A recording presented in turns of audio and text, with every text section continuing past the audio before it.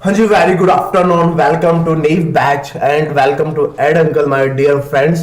तो मैं hope you are doing very well और बहुत अच्छे होंगे आप लोग और पढ़ाई भी अच्छी चल रही होगी। मैं होप आप लोग रोज रेगुलर आ रहे हो, वीडियोस को देख रहे हो, उसके लिए थैंक यू सो मच। और पढ़ते रहिए यार, और इसी तरीके से अपना प्यार बरसाते रहिए, है ना। बरसात का मौसम चल रहा है, बारिश हो रही है, तो थोड़ा सा प्यार हम पे भी बरसा दीजिए, कुछ छींटे। तो बस इतना ही चाहिए आपसे और कुछ नहीं चाहिए। आप लोग पढ़िए, क्वेश्चंस लाए हो आज का। अगर आपको सामने दिख रहा होगा poster, that is a PERT and CPM questions, कि देखिए जो पढ़ाया है अब तक का उस टाइप में क्वेश्चंस पूछे जा रहे हैं और उस क्वेश्चंस को आपको करना है। ये नहीं करना है कि आपको उससे भाग जाना है, नहीं नहीं, ऐसा कुछ नहीं है भाई। आपको पढ़ना है और पढ़ते रहना है। तो धीरे धीरे आगे बढ़ते जाएंगे और जिस तरीके से आगे बढ़ेंगे मैं आशा करता हूं कि यार जल्दी से सिलेबस कंप्लीट होगा और आप देखना ये वीडियो धमाल मचा देगी मार्केट में, आपकी लाइफ में भी, क्योंकि पूरा प्रोडक्ट मिल रहा है यहाँ पे। तो आपका कंप्लीटली नीव बैच आ रहा है, तो कमेंट्स करते रहना, मैं आपके साथ हूं कंप्लीटली। तो इस नीव बैच में कुछ क्वेश्चंस को करते हैं और इस बैच में जो हमारे साथ जुड़ते हैं लोग, उनको सारी चीजें मिलती है, मल्टीपल फैकल्टीज मिलते हैं आपके एक पर्सन पे, मतलब आपके डाउट्स क्लियर किए जाएंगे। आप कॉल कर लीजिए, कमेंट कर दीजिए, जैसा आपको अच्छा लगे वैसा करिए, बस पढ़िए। चलो बेटा, तो आज के दिन की शुरुआत करते हैं हम एक बेहतरीन क्वेश्चन से, that is a PERT question, है ना। तो ध्यान रखना जो क्वेश्चन बता रहा हूं वो कितना इंपॉर्टेंट होने वाला है। अब क्वेश्चन में गलतियां बहुत होती है। सेम क्वेश्चन आज इन लिख देता हूं, UPPSC polytechnic lecturer and AE exam जो अभी रिसेंटली हुआ है, और मल्टीपल एग्जाम्स, ठीक है। और यही कॉन्सेप्ट आपका एजेई में भी बनता है, ठीक है। कहता है कि a PERT network has 9 activities on a critical path. सबसे बड़ी बात क्या, क्रिटिकल पाथ। और क्रिटिकल पाथ पे यहां पे कंडीशन लिखना कि अगर क्रिटिकल पाथ कभी भी होगा, चलो वो तो मैं बता चुका हूं ऑलरेडी, इसको छोड़ो क्रिटिकल पाथ को, है ना। तो क्रिटिकल पाथ क्या होता है, जहां पे मैंने डुअल एरो को लगाया था, है ना, इस तरीके से, जहां पे आपका जो आपका स्लैक है एल एस, अरे ये ई आई एल आई, ई जे और एल जे, इन सब की वैल्यू क्या हो जाए, ये दोनों अगर माइनस करूं इनको तो zero, E I minus L I zero, E J minus L J zero, तो ये जीरो बन जाएगा। No no, the standard deviation H D की बात कर रहा है of each activity on a critical path is 3। तो देखो ये क्या कहता है, अगर मैं 1 से 2 चलूं इस तरीके से, 2 से 3, तो इन सब पे क्रिटिकल पाथ की जो ये है ईच एक्टिविटी कितनी कितनी है बेटा, 3 है। और नंबर कहां तक चल रहे हैं, तो ऑन जा रहे हैं आपके 9 तक। तो अगर आप बात करोगे तो इसकी वैल्यू भी कितनी हो गई जी, 3 हो गई। तो इस तरीके से जा रहा है। तो स्टैंडर्ड डेविएशन सिग्मा की वैल्यू क्या बोली थी बेटा मैंने, कि अगर आपको कभी भी ऐसा मिले तो यार एक फॉर्मूला होता है TP minus T note divide by 6। यही तो लिखते हो ना, अंडर स्क्वायर का ये रूट लगा के, है ना। फिर प्लस में फिर से लिखोगे इस तरीके से same, TP minus T note divide by 6 का होल स्क्वायर। तो ये सभी क्या बन गए, ये बन गया जी सिग्मा 1 का स्क्वायर प्लस में सिग्मा 2 का स्क्वायर। तो ये क्या बन गया बेटा, सिग्मा 1 का स्क्वायर प्लस में सिग्मा 2 का स्क्वायर प्लस में सिग्मा 3 का स्क्वायर प्लस में सिग्मा 4 का स्क्वायर, सो ऑन चलते चलते कहां तक जाएगा, सिग्मा 9 के स्क्वायर तक जाएगा। ये तो हम लोगों ने पढ़ा है अभी तक। बस एग्जैक्टली अगर मैं इसको अंडर रूट में यहीं पे लिख दूं इस तरीके से, तो बन जाएगा 3 का स्क्वायर प्लस में 3 का स्क्वायर प्लस में 3 का स्क्वायर, ये पूरा लिख लीजिए, 3 का स्क्वायर 3 का स्क्वायर प्लस में 3 का स्क्वायर 3 का स्क्वायर, देखिए 9 हो गए क्या, 1 2 3 4 5 6 7 8 एंड 9। अब आप इनको ओपन करो तो सब 9 9 9 9 नम 81, तो 81 आ गया, अंडर रूट 81 आ गया, तो बन गया जी 9। तो अब बच्चे करके आ गई 3, बट आंसर था 9, ये 9 आंसर आ गया। तो कितना इजी कॉन्सेप्ट है ना, हलवा कॉन्सेप्ट है सर, इजी है, आपने कमाल कर दिया। मैंने नहीं किया, आपने कमाल किया, आपकी ही बात कर रहा हूं। तो इस तरीके से कॉन्सेप्ट को एक एक 2 बार सोचना था और सोच के काम करना था। और यही होता है, अगर आप लोग पढ़ते हो ना तो बेटा यही होता है कि आप जितना ज्यादा पढ़ोगे उतना ज्यादा आपके लिए किफायती रहती है चीजें। तो मैं होप आपको ये सारी कंडीशन समझ में आ गई होगी, जो चीजें मैं आपको बता रहा हूं, सुबह से पढ़ा रहा हूं यार, पढ़िए ना। चलिए नेक्स्ट कॉन्सेप्ट, लवली कॉन्सेप्ट दिखाई दे रहा है क्वेश्चन, बिल्कुल देखिए, activities A and B, activities A and B C D from the critical path for a project with a PERT, दिखाई दे रहा है network diagram, the means and the variance, mean and variance, ये सब कुछ दिया हुआ है, देखो ये मीन्स है, ये वेरिएंस है, अच्छे से दिखाई दे रहा होगा सबको, है ना। और वेरिएंस क्या होता है, सिग्मा स्क्वायर, मीन क्या होता है, म्यू से डिनोट कर लो। All activity follow the normal distribution, ठीक है। The probability that the project will complete within 40 days, तो टी एस की वैल्यू यहां पे दे दी within 40 days, standard time दे दिया, 40 दिन में होना जरूरी है। Note probability is the number of 0 and 1 के बीच में। अब इसका मतलब क्या है सर, एक बार इस मीन को ऐड करिए, जो ये मीन है इसको ऐड करो। तो सर ये मीन को अगर मैं ऐड करता हूं 6 11 17 15 8, यार सर ऐड तो करना पड़ेगा ना, 6 11 8 15 मीन है ना, तो ए का मीन 6 दिन, बी का सी का 8 15 23 और 17 40 दिन आ गया, मीन 40 दिन आ गया। तो सर क्या पढ़ा था हमने, मैं बताता हूं। हमने पढ़ा था बेटा z इक्वल टू, देखना बड़ा इजी, z इक्वल टू बोलो T S minus T E और डिवाइड बाई सिग्मा, यही तो पढ़ा था ना हम लोगों ने। अरे हाँ या ना बोल दो बस, हाँ सर पढ़ा था।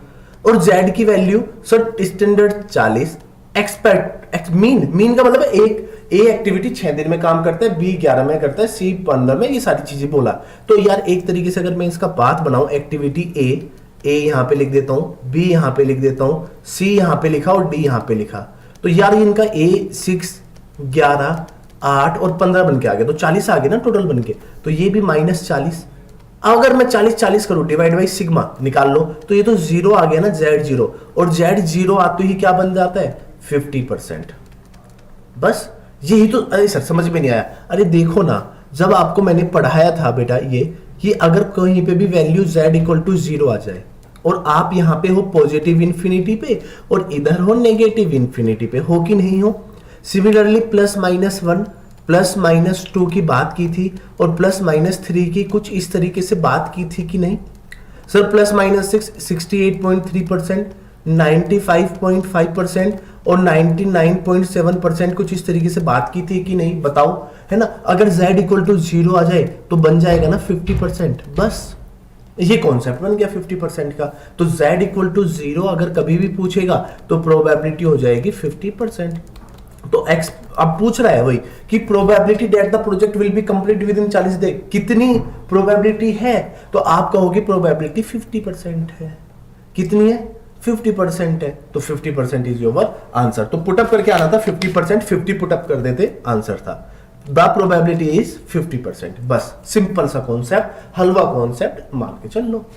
अब इसमें क्या गलती थी, कुछ भी नहीं, जो पढ़ाया वो ही है, इसके अलावा कुछ नहीं है, ठीक है।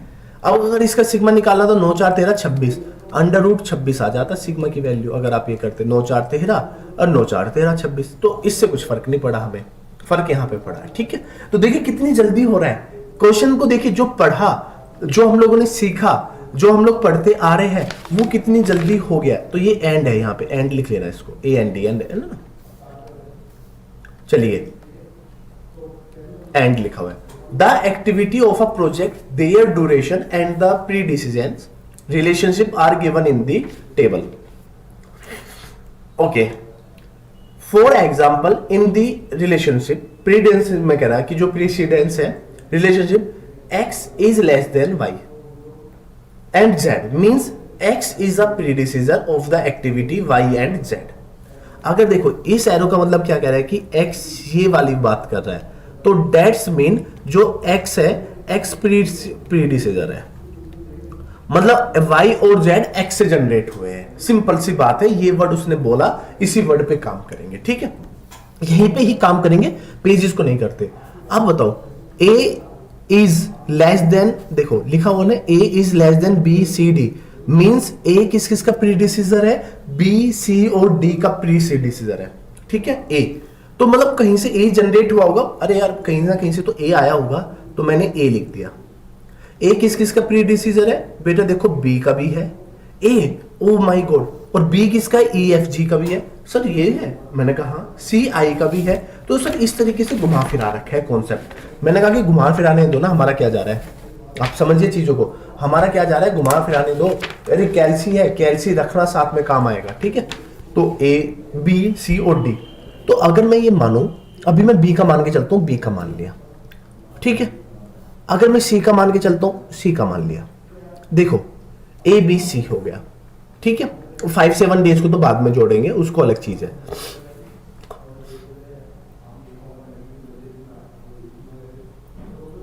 बताइए इतनी बात समझ में आई कि नहीं आई है? अरे यार इतनी बात तो बच्चे को समझ में आ जानी चाहिए कि आपको ये बात समझ में आई कि नहीं आई। नहीं आ रही है, चलो।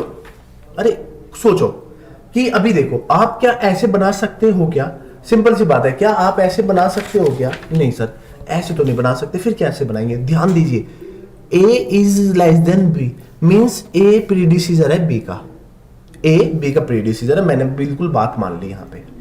तो आप इसको ए बी की टर्म में मत लिखो। फिर कैसे लिखेंगे? बिल्कुल इजी तरीका देख लो। अगर मैं इसको 1 मान लूं और इसको 2 मान लेता हूं और ये एक्टिविटी निकल के आ गई ए, बच्ची गलती है जैसे मैं बता रहा हूं, ए आ गया। फिर सर क्या होगा? Sir B is less than E, और B is less than E, तो बी को मान के चलो यहां से है, बी आपका ये बन के आ गया। ठीक है, ये मैं 3 मान लेता हूं। एक्टिविटी ए हो गई, एक्टिविटी बी हो गई, एक्टिविटी सी पे आते हैं। अब ये सी से, अब देखो चीजें पढ़ाता हूं, बड़ा मुश्किल है, थोड़ा सा डिफिकल्ट कॉन्सेप्ट है, ध्यान से सुनना। ध्यान से एक बार सुन लोगे तो मजा आ जाएगा। ए सी और डी का भी है, देखना सुनना बड़े ध्यान से। ए जो है वो सी और डी का भी है, ए जो है वो सी और डी का भी है।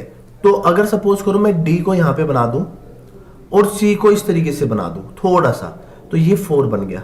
अरे देखो ना, ये तो डी बन गया ना। तो ए से कौन जनरेट हुआ है? कॉन्सेप्ट को पढ़िए। ए से बी सी डी जनरेट हुआ है, तो बी भी जनरेट हो गया, सी भी जनरेट हो गया और डी भी जनरेट हो गया। अब बी से कौन कौन जनरेट हुआ है? बी से ई एफ जी जनरेट हुआ है, तो बी से एक ई भी जनरेट हुआ है, एक एफ भी जनरेट हुआ है और एक जी भी जनरेट हुआ है। अब आप कॉन्सेप्ट को समझ गए कि बी से ये जनरेट हुआ है। और सी से कौन जनरेट हुआ है? अगर सी सपोज सी से सर आई जनरेट हुआ है, अगर मैं ये बनाता हूं, ठीक है। डी से जनरेट हुआ है जी, तो अगर आप डी से ये रहा, डी से जी भी हो रहा है, ये भी है, तो अब आपके लिए ये तो एक कॉमन पॉइंट बन गया कि भाई इस तरीके से जनरेट होना है। तो इसका मतलब आपको यहां पे क्या यूज करना पड़ेगा बच्चे? एरो का साइन यूज करना पड़ेगा। तो सर अब रफली तो आपने बना दिया, अब इसका ओरिजिनली बना के दिखाते हैं, ठीक है। अब देखिए, ये तो रफली बन गया ना, थोड़ा सा टास्क है ये आपके लिए, इजी वाला टास्क है। तो आप क्या करिए, यहां पे एक स्लाइड को ऐड करिए साइड में, ठीक है। तो अब यहां पे बनाइए कि ए से कौन जनरेट हुआ है? सर ए से 2 चीजें जनरेट हुई है। एक जनरेट ए को यहां पे नहीं लिखते, इसको हटाओ ए को पहले।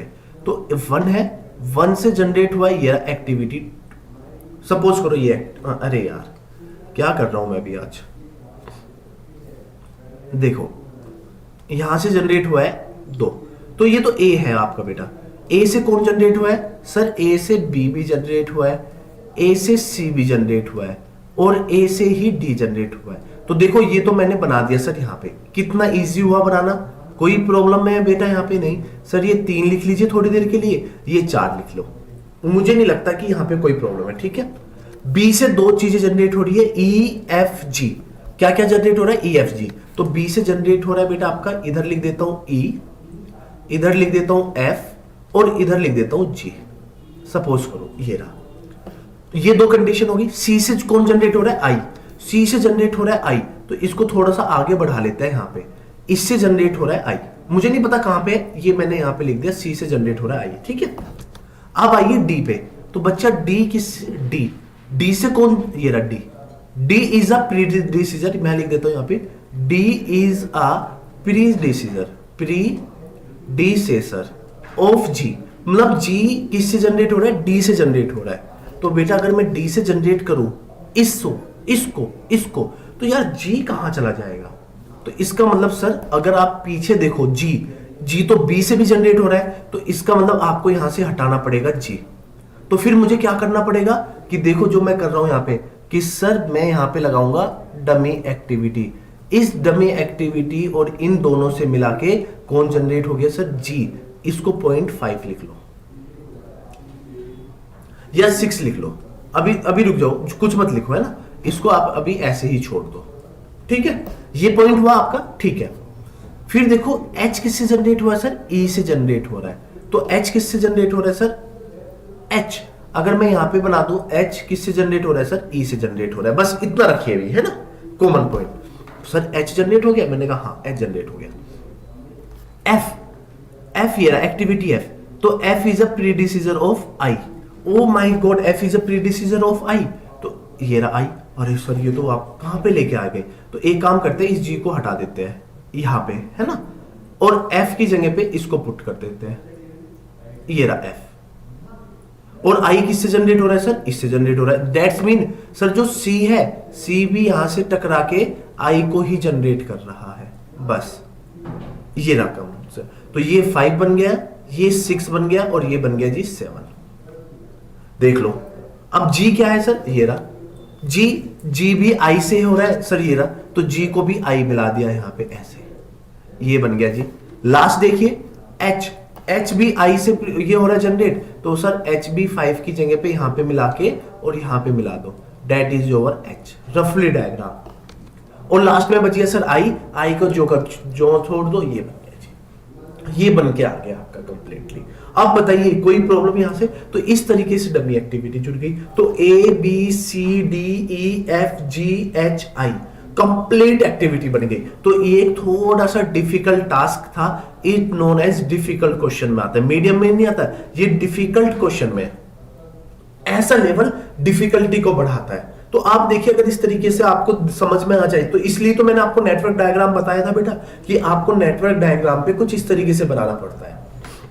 तो देखिए ए के साथ क्या थी एक्टिविटी 5, 5 7 10, 7, सी के साथ 10, डी के साथ बेटा, डी के साथ 6, ई के साथ 3, डी के साथ 6, ई के साथ 3, ई, एफ जी 9 7 4 2, 9 7 4 और ये 2 बन गया। पूछा गया क्वेश्चन में, अब क्वेश्चन की लैंग्वेज को पढ़ लो। The time to complete the activity along the critical path, critical path के अलोंग पूछा है, तो देख लो अब यहां पे पढ़ो आराम से।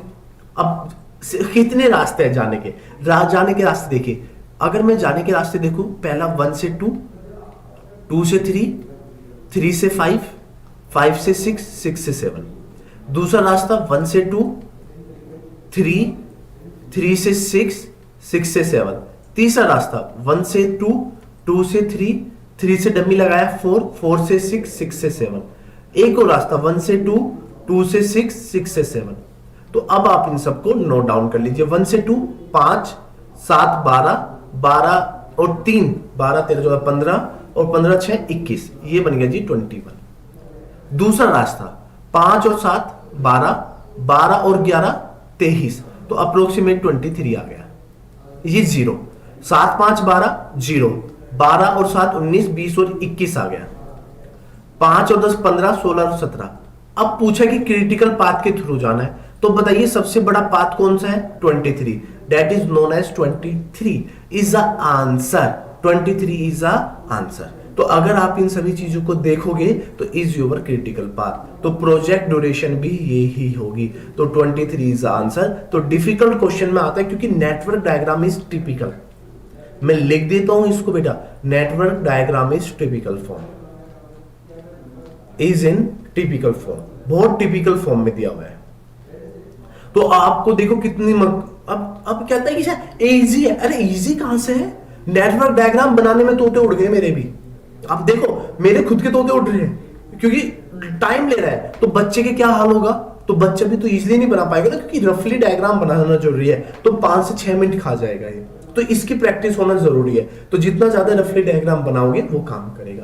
प्रॉब्लम क्या थी, डमी एक्टिविटी, अब डमी एक्टिविटी भी बनाओ। तो ये सारी चीजें होती है बेटा, आपको ध्यान में रखनी है, ठीक है। तो 23 इज आंसर। तो अगर आपसे कभी भी कोई भी पूछे व्हाट इज द आंसर, तो आप तुरंत बोल देना जी 23 इज आंसर, ऑप्शन में था ये, है ना।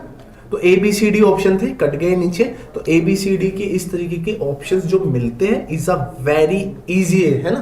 23, अब 21 भी हो सकता था, नहीं सर ऐसा नहीं होता, आपको समझना पड़ता है, ठीक। चलिए मैं अब आपको टाइम देता हूं इसके लिए, आप इसको सोल्व करिए प्लीज, आप इसको सोल्व करिए।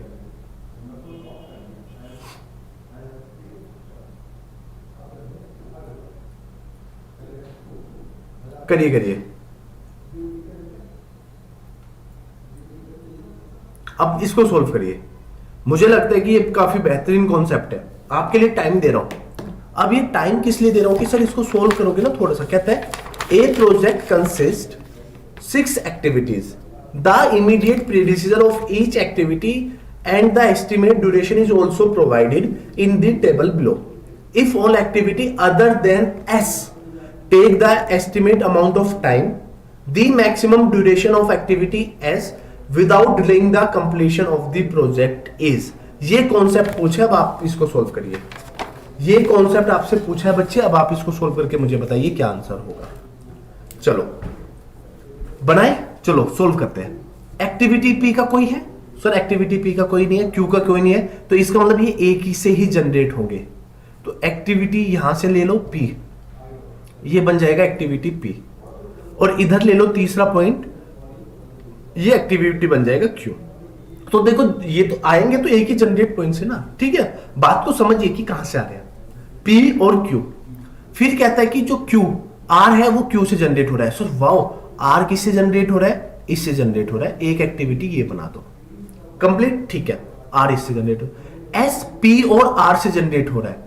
एस पी और आर से जनरेट हो रहा है. ओ माय गॉड, एस किस से जनरेट हो रहा है? पी और आर. तो मैं क्या करता हूं, पी और आर लो बना देता हूं, डमी जोड़ दिया है, तो ये बना दिया 4. तो यहां से क्या जनरेट हो गया? एस जनरेट हो गया. देखो बना दिया ना भाई, मैं तो वही चीजें बना रहा हूं जो मुझे दिखाई दे रही है. फिर पी, टी किससे जनरेट हो रहा है? पी से जनरेट हो रहा है. तो मैं सपोज करो टी को यहां पे बना देता हूं, ठीक है. तो आप देखो ये कुछ ऐसा बन के आएगा, ये यहां पे जनरेट हो गया. तो आप इसको लिख लीजिए इधर एस, क्योंकि एस और टी से कौन जनरेट हो रहा है बेटा? इसको बना दो 5 और यहां पे बना दो 6, और इन दोनों से जनरेट हो रहा है यू. तो ये बन गया जी आपका. तो पी क्यू आर एस और टी बन गया. बात समझ में आ गई ना, कितना इजी हो गया. तो डायग्राम देखिए 1 से 2 और वहां पे डमी बन गया, और एस टी से बन के यू जनरेट हो गया. तो वाटर लवली कॉन्सेप्ट. और एरो लगाना मत भूलिएगा, बिल्कुल भी एरो लगाना कतई ना भूलिए. तो पी कितने वीक का है बेटा दिया हुआ है? 5 वीक. क्यू कितने वीक का बेटा? 1. आर कितने वीक का बेटा? 2 वीक का. एस कितने वीक का बेटा? 4. और टी कितने वीक का? 6. And you is 3 week. पूछा क्या है कि भाई the maximum duration of activity S, maximum duration of activity S without delaying the project. तो पूछा क्या है? Without delaying the project completion. पूछा क्या है? कंप्लीशन ऑफ द प्रोजेक्ट पूछा है. मतलब आप प्रोजेक्ट बताइए कैसे होगा. तो आप देखिए कैसे बन सकता है. पी टी यू 5 है. अब देखो ऐड करो, 5 6 5 11, और 11 और 3 11 12 13 14 14 डेज.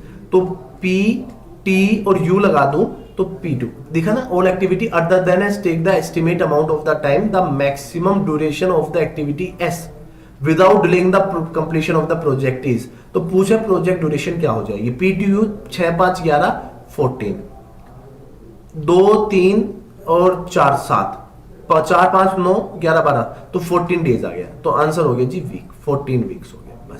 बस आंसर हो गया जी. इस तरीके से आंसर देना था. 14 आंसर आ गया. तो क्रिटिकल पाथ आपका हो गया ये जी. बस सिंपल ना. तो देखिए सिंपलेस्ट से सिंपलेस्ट मेथड करा रहा हूं ताकि आपको ये ना लगे एक भी स्टूडेंट को कि हाँ यार सर ने मजाक नहीं किया, जो पढ़ा है वही है, देख लीजिए, और गेट का ही है. तो इस तरीके से 14 वीक था. तो मुझे लगा ये काफी ज्यादा इजी है, इसको बनाइए. चलो, the arc length of the directed graph of the project are in the figure. The shortest path length from node 1 to 6, 1 से 6 तक का बताना है शॉर्टेस्ट पाथ. अब देखिए घुमा दिया, वर्ड लिखा है शॉर्टेस्ट, ठीक है, शॉर्टेस्ट पाथ लिखा है. करो, सोल्व करो. मैं तो कहता हूं कि जितना अच्छे से सोल्व कर सकते करिए. अब कैसे करोगे मुझे नहीं पता. 1 से 2 तक की बात कर, 1 से 6 तक की बात ध्यान से सुनना, कैसे कर सकते हैं. तो देखो 6 तक पहुंचने का तरीका देखो, 1 से 2 जा सकता हूं, 2 से 4 जा सकता हूं, और 4 से 6 जा सकता हूं, ठीक है. दूसरा रास्ता 1 से 2 जा सकता हूं, 2 से 3 जा सकता हूं, 3 से 5 जा सकता हूं, और 5 से 6 जा सकता हूं. तो रास्ता ढूंढे, 1 से 2 जा सकता हूं, 2 से 5 जा सकता हूं, 5 से 6 जा सकता हूं, या फिर 1 से 2 जा सकता हूं, 2 से 5 जा सकता हूं, 5 से 4 जा, मतलब 5 से 4 पहुंचा दिया ना इसने, 4 और 6. ऐसा होता नहीं कि 5 से 4 पहुंचा दो, ठीक है ना. ये मुझे लगता है कि क्वेश्चन में कोई ना कोई मिस्टेक होगी, 4 से 5 होगा. एक बार चेक करना, नहीं क्वेश्चन में यही था, है ना. हाँ, तो मैंने भी बहुत सोचा कि यार ये ऐसा होगा क्या, तो ध्यान रखिए. तो इस तरीके से पूछा है. फिर 1 से 2, 2 से 3, 1 से 3, आप यहां से भी जा सकते हो 1 से 3, 3 से 5, 5 से 6, इस तरीके से जाइए। और कोई तरीका 1 से 2, 2 से 3 ऐसे, तो काफी ज्यादा रास्ते बन गए आपके। तो 1 से 2 पहले जाओ, 2 4 2 2 4 2 6, तो 4 5 6 7 8 बन गया ये। ओ माय गॉड, शॉर्टेस्ट लेंथ पूछा है, ठीक है, शॉर्टेस्ट का ये बन गया। फिर पूछा कितना है, अब 1 से 2 2 3 3 6 2 3 3 6 6 4 10। ओके, फिर एक कौन कौन सा पूछा है, तो 1 से 3 4 4 8 9 10 11 12 4 4 11। 1 से 2 ये रहा, 1 से 2 1 से 2 देखो 1 से 2 1 से 2 2 2 4 और 5 से 6 2 2 4 4 4 8, ये बन गया आपका। अरे यार 2 2 2 4 4 4 8 बन गया। फिर 1 से 2 2 2 4 5 6 7 बन गया है, ठीक है। फिर 1 से 3 1 से 3 4 4 और 3 7 7 और 4 11। अरे ये तो है ना, 1 से 3 3 से 5 5 से 6 है ना, हाँ, तो 4 4 4 8 11, अरे हो गया, ये बन गया जी। अब पूछा क्या है, the arc length of the directed graph of the project are shown in the figure. ठीक है, अगर ये पूछे तो क्या पूछा, the shortest path length from. अब इसने क्रिटिकल पाथ नहीं पूछा, इस चीज से बच के रहना, इस चीज से आप लोग बच के रहना कि इसने पूछा सबसे शॉर्टेस्ट पाथ लेंथ, पाथ की लेंथ पूछ रहा है, प्रोजेक्ट ड्यूरेशन नहीं पूछ रहा है। वर्ड पे ध्यान देना, पाथ लेंथ पूछ रहा है, ना कि प्रोजेक्ट ड्यूरेशन पूछ रहा है। शॉर्टेस्ट पाथ लेंथ, पाथ सबसे छोटा कौन सा होगा, तो मुझे तो एक ही लेंथ दिखाई दे रहा है, that is 7 is your answer. ये आपकी लेंथ बन जाएगी, ये लेंथ बड़ी उपयोगी है इन द फ्यूचर। तो अब बताइए क्या इतना कॉन्सेप्ट क्लियर हुआ कि नहीं हुआ बच्चे? तो अगर आपको ये कॉन्सेप्ट क्लियरिटी के साथ हो रहे हैं ना, तो मुझे लग रहा है कि इससे बेहतर तरीका कुछ नहीं हो सकता है। तो कर रहा हूं ना एक एक डायरेक्शन के साथ। तो मैंने सारे लेंथ लिख दिए जो 1 से 2 6 तक जा रहे हैं, जो 1 से 6 तक आपकी लाइन में जा रहे हैं। मुझे इससे अच्छा कुछ नहीं लगता। तो मैं होप आपको इतनी बात समझ में आई होगी, और दे ताली, ठीक है। तो आपको यहाँ पे अपने आप को शाबाशी देने की, हाँ भाई मैंने जो कर रहा हूँ वो मेरे लिए सबसे बेहतरीन कॉन्सेप्ट है, जो मेरे सर बता रहे हैं या मेरा भाई बता रहा है। यार सिंपल सी बात है, अगर भाई भी बता रहा है तो मुझे इससे अच्छा कुछ चीज नहीं लगती बेटा। चलो next question, a project start with an activity. देखिए आपके कमेंट्स दिख रहे हैं बस, a project start with the activity A and end with activity F. The precedence relation and the duration of the activity are as per the following term। अब कहता है minimum project completion time. एक word ये है, एक word ये कि shortest path length. Path length बताइए, आपको अपने घर से स्कूल जाना है ना, घर से स्कूल गए 2 रास्ते हैं, तो पाथ लेंथ सबसे छोटी है। पूछ रहा है minimum completion project time, minimum कम से कम समय, वो लेंथ थी की दूरी बताइए, ये है। अब बच्चा देखो क्या गलती करेगा, एक्टिविटी ए कहां से जनरेट हुई, सर मालूम नहीं। अगर मालूम नहीं है तो लिख दो इस तरीके से, ए करो, सोल्व करो। बी कहां से जनरेट हुआ है सर, ए से, तो बी को यहां पे लिख दो। सी जनरेट किससे हुआ है सर, इससे हुआ है, सी को यहां पे लिख दो, ऐसे लिख दो। बी सी, तो ये 3 लिख दो, ये 4 लिख दो। डी किससे जनरेट हुआ है सर, वो माय गॉड, डी किससे जनरेट हुआ है, बी से जनरेट हुआ है, तो डी को यहां पे लिख दो। सी ई किससे जनरेट हुआ है, ई जनरेट हुआ है सी से, तो ये लिख दो ई। और एफ किससे जनरेट हो रहा है बेटा, डी और ई के मिला के, बिल्कुल ये आपका एफ बन गया, ये बन गया जी 6। अब जाने का तरीका देखो, आपको 1 से 2 जाना है, 2 से 3 जाओगे, 3 से 5 जाओगे और 5 से 6 जाओगे। ये तो तरीका है ना एक्टिव वहां तक। और दूसरा रास्ता कौन सा है, आप 1 से 2 जाओगे, 2 से 4 जाओगे, 4 से 5 जाओगे, 5 से 6 जाओगे। अब ऐड करिए 4, आप इसको 4 लिख लो यहाँ पे, बी के साथ 3 लिखिए प्लीज, और डी के साथ 14 लिखिए, और एफ के साथ लिखिए 9। बच गया सी के साथ लिखिए 7, और ई के साथ लिखिए 4। तो 1 2 4 और 3 7, 7 और 14 21, और ये बन गया 30। दूसरा रास्ता 4 और 7 11, 11 और 13 24, ये बन गया। अब ये 2 क्वेश्चन बन के आ गए यहां से। अब बच्चे के पास आंसर है 2 कि सर 30 लिखो कि 24 लिखो। Sir minimum project completion time लिखा है। अब ये कह रहा है कि 24 है, अब पीछे वाला बच्चा पीछे जाएगा। देख लो कमेंट बॉक्स वालों, देख लो, मैं आपके कमेंट्स पढ़ रहा हूँ, ठीक है, गलत कर रहे हो। तो क्या कह रहा है कि भाई 7 सर वो शॉर्टेस्ट लेंथ थी, मिनिमम प्रोजेक्ट ड्यूरेशन नहीं है, शॉर्टेस्ट लेंथ थी, इसलिए शॉर्टेस्ट लेंथ के हिसाब से लेंथ मेजर की। कहता है कि minimum projection completion time, minimum से मिनिमम, एक कहेगा सर 30, एक कहेगा 24। बेटा एक चीज बताइए, आपको मैं अब तक क्या पढ़ाता आ रहा हूं कि भाई आप इस पाथ के थ्रू जब जाओगे तो आपका पूरा टाइम होगा। तो आपसे पूछा एक ने कहा 24, तो आंसर होगा 30। सर क्यों? यहां पे तो मिनिमम वर्ड बोला है। बेटा मिनिमम बोला बेशक हो, ये कहता है कि प्रोजेक्ट कंप्लीशन टाइम बताइए। मिनिमम का मतलब क्रिटिकल पाथ की बात कर रहा है, तो critical path in the sense जो मैक्सिमम टाइम क्रिएट कर रहा है, तो मैक्सिमम टाइम के हिसाब से 30 आंसर हो जाएगा। ठीक है, तो ये मैक्सिमम भी मत लिखिए, आप इसको लिखिए। तो मिनिमम प्रोजेक्ट ड्यूरेशन, तो क्रिटिकल पाथ, तो मैंने फिर बोला ना वही क्रिटिकल पाथ। अगर आप इसका क्रिटिकल पाथ फाइंड आउट करोगे तो 30 आएगा। तो क्रिटिकल पाथ निकालना जरूरी है। तो सबसे जरूरी चीज यहाँ पे क्या है बच्चे? Critical path. तो सबसे इंपॉर्टेंट जो चीज निकल के आई है that is known as critical path. तो मुझे लगता है, मे होप, ये क्रिटिकल पाथ रहना चाहिए, है ना। तो आपको नॉन क्रिटिकल में नहीं करना है, क्रिटिकल पाथ। तो क्रिटिकल पाथ के हिसाब से आंसर हो जाएगा 30। निकाल लीजिए क्रिटिकल पाथ, मैं तो कहता हूं कि निकाल लो। तो क्रिटिकल पाथ से आप कर लीजिए, तो आप क्रिटिकल पाथ फाइंड आउट करोगे तो 30 ही आएगा। जब 30 आएगा तो यार कर लेंगे, तो आंसर 30। तो मिनिमम का मतलब डर मत जाना कि सर मिनिमम का मतलब 24, नहीं, क्रिटिकल पाथ। तो critical path should be in the language of 30। तो 30 के हिसाब से क्रिटिकल पाथ ये बन के आ गया। करेक्ट। चलिए, यहां तो क्वेश्चन कंप्लीट हो गए क्या? Oh wow, question has been completed now. कोई no problem, I have a new questions ना फॉर यू। मेरे पास क्वेश्चंस की कमी नहीं है, ठीक है। चलिए एक क्वेश्चन लिखिए, मैं क्वेश्चन लाया हूं। हाँ जी बताओ, ठीक है, फोन में देख लेते हैं। चलो क्वेश्चन क्या है, क्वेश्चन देखिए। अगर देखिए क्वेश्चन देखो, क्वेश्चन दे दूं एक्टिविटी के हिसाब से दे दूं या जैसे भी आप बोलो, ठीक है, फंसाने वाला नहीं दूंगा, ठीक है। चलो एक कॉन्सेप्ट देता हूं ताकि आप लोग बताओगे। देखो ये क्वेश्चन लिखिए, the predecessor activity, the precedence activity relation in, छोड़िए, आपको क्या बताना है इन, इसको छोड़िए, फाइंड, मैं लिख ही देता हूं ना, इसको छोड़िए। फाइंड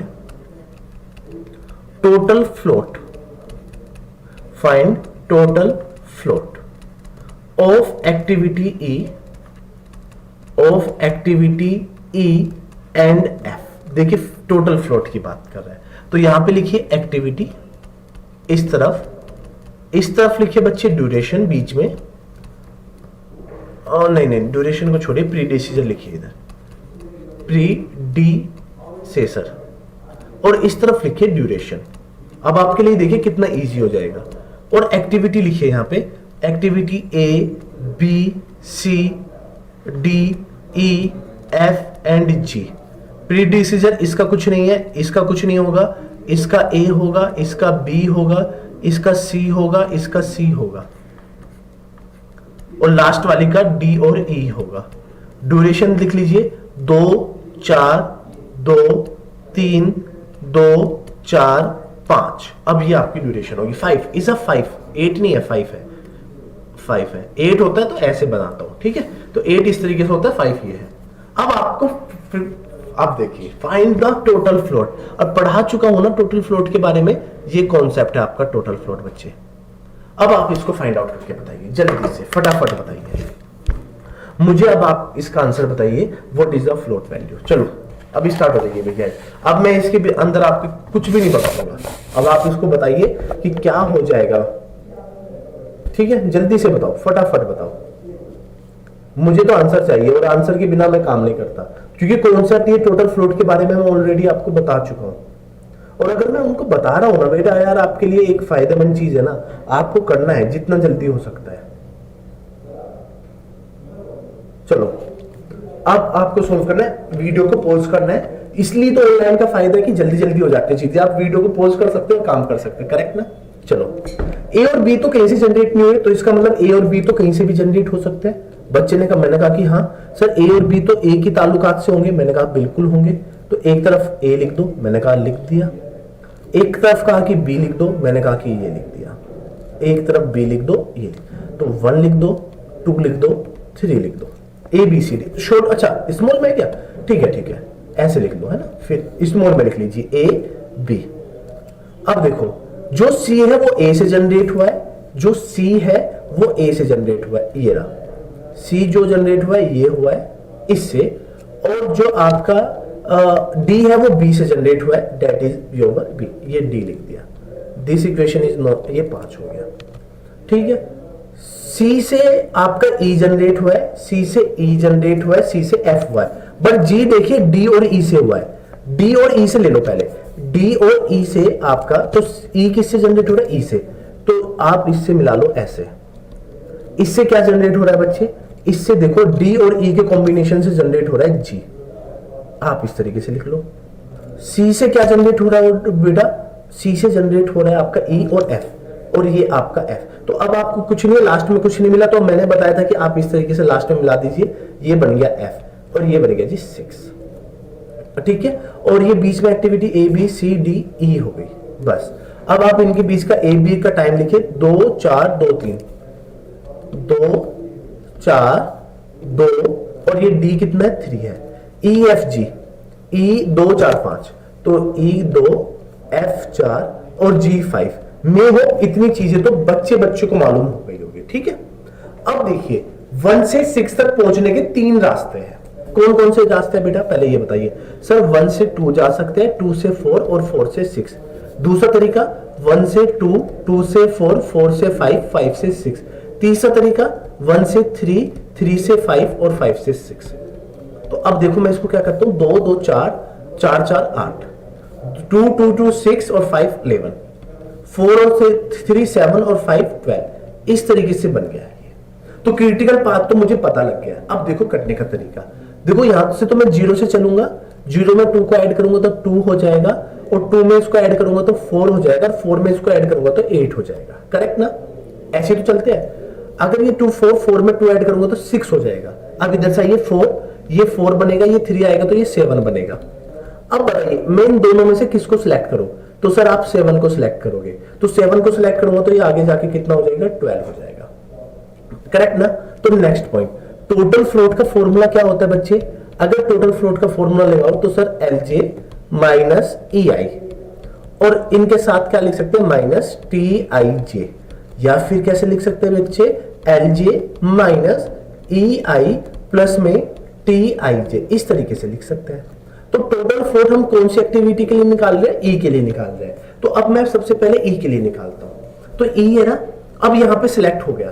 तो अब बताइए LJ क्या लेंगे, 6 लेंगे कि 7 लेंगे, सर जो मैक्सिमम होगा वही तो लेंगे ना, बिल्कुल एग्जैक्टली जो मैक्सिमम होगा 7 है, क्या है जी 7 है, तो ये रहा 7, सिंपल सी बात है ना, सिंपल सी बात है भाई 7 है, ठीक है। क्योंकि मैं किसकी बात कर रहा हूं, LJ, सर समझ में नहीं आया, समझ में नहीं आया तो इसको हटाओ। सर ये क्या है, ये तो आपने बताया, अब वापस चलते हैं। अब मैं इसको थोड़ा सा रब कर दूं साइन को, जहां जहां आपने लिखा है इसको यहाँ पे कितना लिख देता हूँ, 7 लिख देता हूँ अभी फिलहाल, है ना, येलो पेन से, प्लीज येलो से लिखना। अब वापिस आ रहे हैं, वापिस आने वाला भी तो लिखेंगे, तो ये 12 हो जाएगा, 12 में से 5 गया तो ये 7 बच जाएगा। ये कौन सा बेटा, LST वाला, LFT वाला है ना, LJ वाला, ये बन गया। अब इधर जाएंगे तो 12 में से 4 गए, कितने बचेंगे, 8 बचेंगे, ऐसे तो बचेंगे ना, अरे सर कैसे बचेंगे, कैसी बात कर रहे हो, 7 में से 2 गए, 5 बचे। अब यहाँ पे सबसे स्मॉलेस्ट कौन है सर, 5 है, तो किसको सिलेक्ट करेंगे यहाँ पे सर, इसमें से 5 को करेंगे। 5 में से 2 गया 3, और 3 में से 2 गया 1, तो 7 में से, अब इधर देखो 7 में से 3 गए 4, और 4 में से 4 गया तो 0, किसको सिलेक्ट करेंगे 0। तो क्रिटिकल पाथ तो यही बन गया ना, देखो ये बन गया क्रिटिकल पाथ, ये बन गया, ये बन गया। अब ये बताइए, ये एक्टिविटी E है, अब देखो एक्टिविटी E कहां पे, ये रही, ध्यान से देखना, एक्टिविटी E ये बनी हुई है, एक्टिविटी E। एक्टिविटी E पे EI और LI गिवन है, EJ और LJ गिवन है, जो दोनों की वैल्यू है 7 और 7। EI की वैल्यू कितनी है बेटा, यहाँ पे 4, और LI की वैल्यू है 5, ये 2 टर्म मिल गई एक्टिविटी E। तो एक्टिविटी E में LJ कितना हो जाएगा, 7 माइनस EI कितना है बेटा, 4 माइनस 4 प्लस में TIJ कितना है बेटा, 2, तो 2 4 ये कितना बन गया बेटा, 7 माइनस 6, और ये कितना बन गया जी, 1 बन गया। तो आंसर आ गया 1। अब एक्टिविटी एफ के बारे में बात करते हैं, जो लास्ट एक्टिविटी है एफ। एफ ये रही, एफ ये रही, एफ के बारे में बात करते हैं। तो एफ ये रखा है, तो अब यहां पे एक पंगा है, वही पंगा एफ। एफ के लिए एल जे की वैल्यू कितनी है, ये लिख देता हूं मैं यहां पे, ये रहा एफ। एफ में देखिए ई जे और इधर क्या लिखा बेटा एल जे, तो ई जे एल जे दोनों की वैल्यू कितनी है, 12 है और 12 है। इधर देखो ई आई की वैल्यू कितनी है, 4 और 5, 4 है और एल आई की वैल्यू 5 है। और एफ एक्टिविटी की ड्यूरेशन कितनी है बेटा, 4 है बस। तो कितना हो गया, 12 माइनस कितना हो जाएगा बेटा, ये तो 4 है, प्लस 4 इधर लिखो, ई आई की वैल्यू 4, तो 8 हो गया। तो 12 माइनस 8 इज इक्वल टू 4, तो ई 1 हो गया और 4 हो गया, दैट इज द आंसर। इस तरीके से आंसर से निकालते हैं। तो मैं होप आपको जो ये कॉन्सेप्ट बता रहा था तब से, भाई ई आई, टोटल फ्लोट, फ्री फ्लोट, ये निकाल लो, ये निकाल लो। तो परसों की क्लास में यार इतना कराया, इतना करा चुका था कि बच्चा पागल हो गया कि यार सर जो कराया बड़ा मजा आया। बस मजा आना बहुत जरूरी है, सिंपली सी बात है, मजा नहीं आएगा तो कुछ नहीं आएगा। तो मैं होप इतनी बात समझ में आई होगी बच्चा लोगों। तो आपको क्या करना है, हमारा जो टेलीग्राम चैनल यूट्यूब, क्योंकि यहाँ पे टाइम अपडेट होता रहता है, टाइम प्लस में आपकी इंफॉर्मेशंस के साथ साथ काफी बहुत सारी चीजें आपकी ऐड होती रहती है। और यहाँ पे जो लेक्चर्स चल रहे हैं उनकी जो पीडीएफ है और पीडीएफ के साथ साथ लिंक्स है वो आपके शेयर होते रहते हैं। तो जाइए हमारे साथ जुड़िए गेट की तैयारी। तो मैं होप आपको ये लेक्चर काफी प्यारा लगा होगा और इसी लेक्चर्स की मतलब ये लेक्चर इतने अच्छे हैं तो आप हमसे कांटेक्ट कर सकते हो। अगर आपको कोई भी प्रॉब्लम है बच्चे, तो ये मैं सारी चीजें आपको बता चुका हूं ऑलरेडी, तो आप हमसे कांटेक्ट कर सकते हो, हमारी वेबसाइट से सपोर्ट कर सकते हो। और सबसे पहले बेल आइकन का जो सब्सक्राइब बटन है उसको प्रेस करना मत भूलिए। इसके अलावा जो भी है देखिए, डाउट्स है, ऐप है हमारी, खुद एक ऐप है, उस ऐप पे जाइए, वहां पे जाके आपको मिल जाएगा। तो ऐप पे आपको डाउट्स वगैरह सब कुछ मिल जाएंगे, इजीली मिल जाएंगे। तो आप लोग हमारे से कांटेक्ट कर सकते हो और बेल आइकन का प्रेस करके सब्सक्राइब कर लीजिए। इसके अलावा अगर आपको कुछ नहीं मिल रहा तो आपका जो हमारा है ना, जो आपका डिस्क्रिप्शन बॉक्स है, जो आपका डिस्क्रिप्शन बॉक्स है, इसी वीडियो के लिंक के नीचे डिस्क्रिप्शन लिखा है, उस पर क्लिक करिए, वहां पे आपको सारे लिंक अवेलेबल हो जाएंगे। तो आप जुड़िए जल्दी से। तो 12 PM पे आप जुड़ते रहिए मेरे साथ एवरी डे। तो मैं आपको मिलता हूँ न्यू कॉन्सेप्ट के साथ। पढ़िए, आगे बढ़िए, तभी आप लोग आगे बढ़ोगे। तो आज की क्लास से मैं यहीं पे विदा लेता हूं। Thank you so much. पढ़ते रहिए, बढ़ते रहिए। जय हिंद।